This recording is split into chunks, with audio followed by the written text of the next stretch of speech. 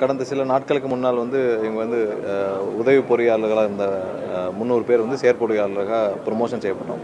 So இப்போ இது வந்து ரொம்ப நாள் பல வருடங்கள் 15 வருடங்களுக்கு மேலே காத்திருந்த ஒரு ப்ரொமோஷன் அது.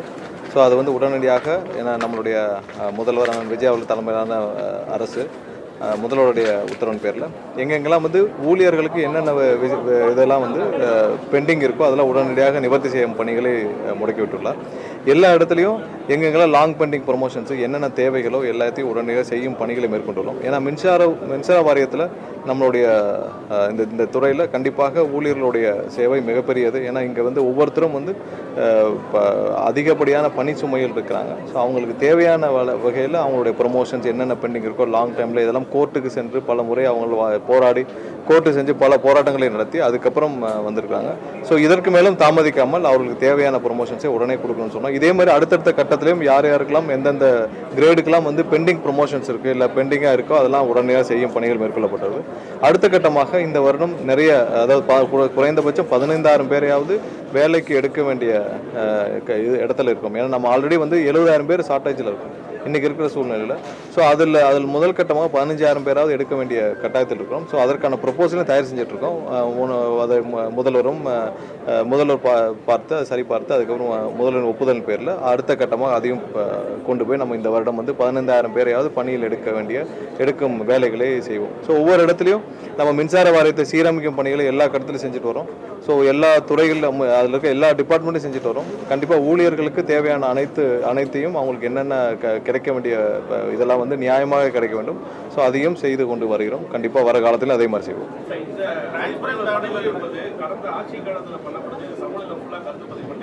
ப்ரமோஷன்ஸு இப்போ தான் இனிஷியேட் பண்ணிச்சோம். இப்போ இனிஷியேட் பண்ணி ஒரு வாரத்துலாம் கொடுக்கப்பட்டுச்சு.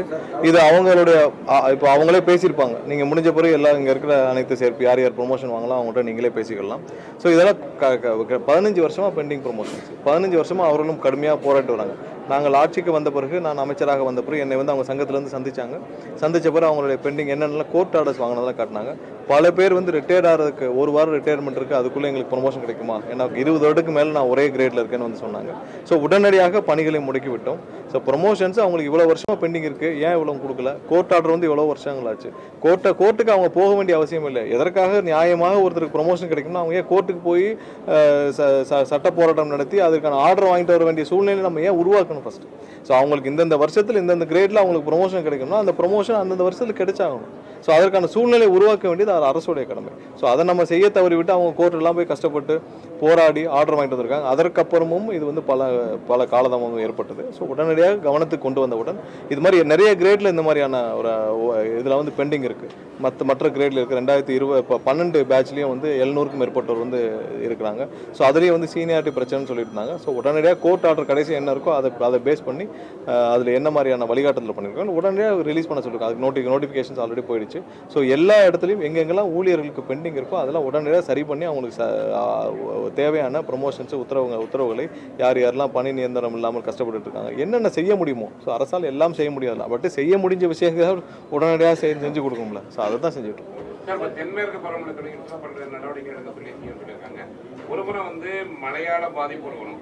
ஆனால் இன்னுமே சென்னையை பொறுத்த வரைக்கும் அந்த ஹீட்னால தொடர்ந்து மின்மாற்றிகள் நிறைய பிரச்சனை இருக்குது. இங்கே நம்ம என்ன பண்ண போகிறோம்? இல்லை, எல்லா இடத்துலையும் இப்போ அதிகப்படியான குழுக்கள் அமைச்சிருக்கு. நேற்றுலாம் வந்து பார்த்தீங்கன்னா இப்போ பெரம்பூர் ஒரு சில இடங்களில் 2 தெருவில் வந்து டிரான்ஸ்ஃபார்மர்ஸ் இஷ்யூ வந்துச்சு. ஸோ ஃபியூஸ் ஆஃப் இருந்துச்சு. உடனே அதை வந்து சரி பண்ணுறதுக்கு 40 நிமிஷத்தில் சரி பண்ணாங்க. ஸோ எங்கெங்கெல்லாம் நம்ம குழுக்கள் அமைச்சு உடனடியாக சரி பண்ணுற பணியில் இருக்கிறாங்க, சரி பண்ணிடுறாங்க. ஸோ அதான் இப்போ சேர்மனும் பேசுகிறப்ப சொன்னாங்க 4.5 லட்சம் மேற்பட்ட டிரான்ஸ்ஃபார்மர்ஸ் இருக்குது. இதில் வந்து எல்லாம் 20 வருஷத்துக்கு பழசு வந்து 60-70% மேலே வந்து 20 வருஷத்துக்கு பழைய டிரான்ஸ்ஃபார்மர்ஸ். ஸோ அதில் பிரச்சனைகள் வரதான் செய்யும், அதை சரி பண்ணிகிட்டே தான் வரும். ஸோ இதெல்லாம் அதுக்கு அடுத்து இல்லாமல் நமக்கு சப்ஸ்டேஷன்ஸ் நிறைய தேவைப்படும். ஸோ அந்த சப்ஸ்டேஷன்ஸ் எல்லாம் லோடு ஹேண்டில் பண்ண முடியாமல் இருக்குது. ஸோ அதில் அதிகப்படியான லோடு வந்தாலும் அதுலேயும் நிறைய ப்ராப்ளம், நிறைய இடத்துல லோ வோல்டேஜஸ், அதனால தான் ப்ராப்ளம்.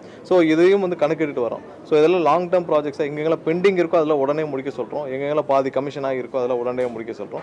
ஸோ இதுக்கும் பட்ஜெட்டிங் பண்ண வேண்டியிருக்கு. ஸோ இதெல்லாம் சரிபார்க்குற பணிகள் நடந்துட்டு இருக்கு. பட் என்ன இருந்தாலும் மக்களுக்கு தேவையான சேவைகள் எங்கேயும் பாதிக்கப்படக்கூடாது. ஸோ அங்கே இந்த எக்யூப்மெண்ட்ஸ் வரல இன்ஃப்ராஸ்ட்ரக்சர் லெவலில் பிரச்சனை, இப்போ டிரான்ஸ்ஃபார்மர் பிரச்சனைனா அங்கங்கே சரி பண்ணுற பணிகளில் குழுக்கள் அமைக்கப்பட்டு அவங்கெல்லாம் உடனடியாக சரி பண்ணிட்டு வராங்க.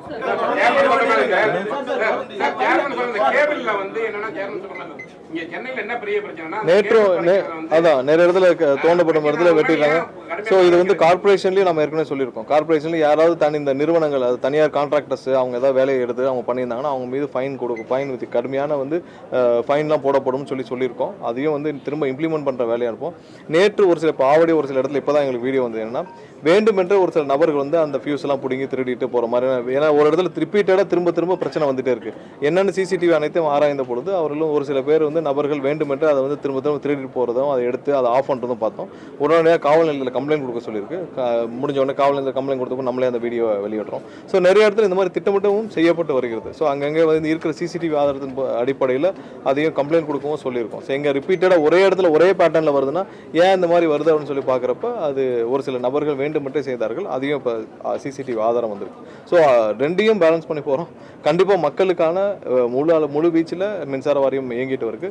என்ன செய்ய முடியும் இல்லை, இப்போ ஒன்று கவனத்துக்கு வந்து இப்போ சில மணி நேரம் இங்கே வர்றதுக்கு முன்னாடி ஒரு கம்ப்ளைண்ட் வந்தது, அதை கொடுக்க சொல்லியிருக்கோம். ஒவ்வொரு இடத்துலையும் அது இன்ஸ்ட்ரக்ஷன்ஸ் கொடுத்துருக்கோம். இல்லை இவரே இல்லை அந்தந்த ஏரியாக்களில் உடனடியாக அது சரிபார்க்கும் பணிகள் நேற்று 40 நிமிஷத்துக்குள்ள சரிபார்க்கும் பணிகள் நடந்து முடிவடைந்துச்சு. ஸோ மக்களுக்கும் கண்டிப்பாக எதிர்பார்ப்புகள் அதிகமாக இருக்குது. ஸோ அவர்களுக்கும் தேவையான சேவைகளை செய்ய வேண்டிய கட்டாயத்தில் மின்சார வாரியம் இருக்குது. உடனடியாக செய்யறதுக்கு தான் அதிக குழுக்களே அமைச்சிருக்கோம். கண்டிப்பாக வேறு காலங்களில் சீக்கிரம் அதை நிவர்த்தி செய்வோம்.